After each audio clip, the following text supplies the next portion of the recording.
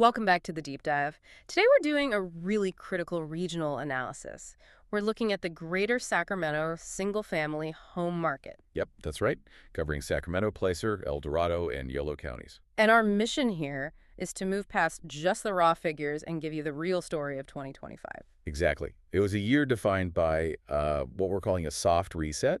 hmm And then from there, we'll give a realistic forecast for 2026. And it's probably worth mentioning that, numbers can vary a little bit between different reports. They always do. Yeah. But the fundamental trends, things like supply, pricing, negotiation power, that's where the real insights are.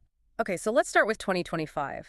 I think the single biggest takeaway is that the market finally cooled down. That fear of missing out was replaced by, well, the power of negotiation. That's the perfect way to put it. Prices in Sacramento County were basically flat to maybe slightly down.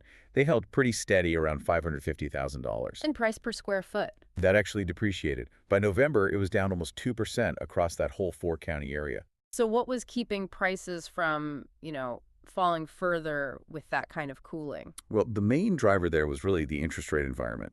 30-year fixed mortgage rates averaged about 6.5% all year. Oof. Yeah.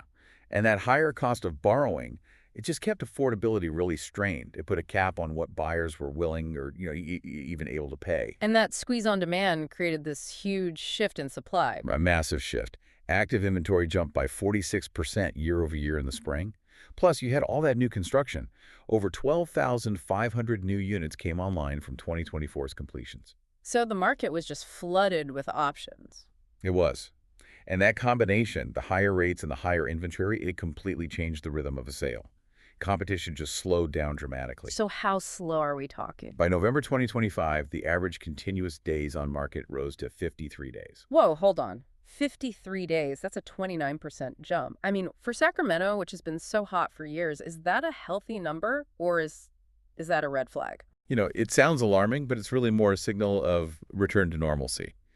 The market technically was still in the seller's favor, with months of supply around 2.6. Okay. But the rising days on market just shows that buyers had choices again. They weren't being forced to panic and make a decision in, 48 hours. So buyers finally got some leverage back. The data seems to prove it too.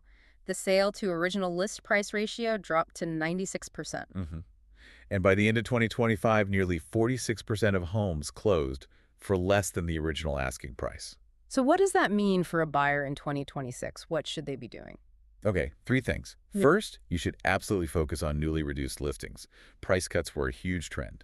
Second, be prepared to ask for concessions. Like seller credits. Exactly. Seller credits, rate buy-downs, things to help with those mortgage rates. And third, just understand that inventory is probably going to stay high, which gives you more time to think. Now, on the flip side, for sellers, Right. wow, the old playbook just got thrown out the window. Completely. That window for getting multiple offers just shrank. It meant pricing accurately from day one became, non-negotiable. So for a seller who's thinking about listing in early 2026, what's your advice? Okay, first, prioritize presentation. Condition and staging are absolutely essential to keep your days on market down. Second, you have to budget for potential concessions. Buyers are expecting them. And third? Be aggressive with your initial price. The market will no longer fix an overpriced listing for you over time.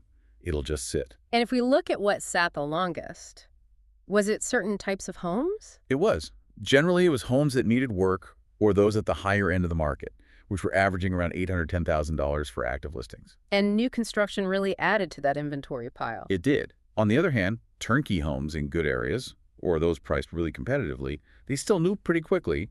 But again, even for those, concessions became the norm. So looking ahead to 2026, the overall forecast seems to be for stability, a continued soft reset. That's our base case.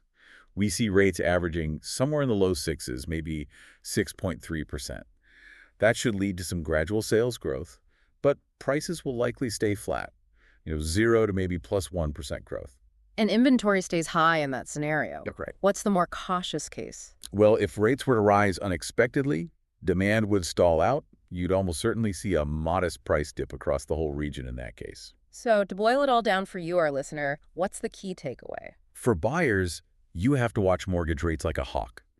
Any downward movement is a boost to your buying power, and you should be ready to negotiate aggressively. And for sellers? For sellers, It is all about the price. You have to be accurate right from the very start.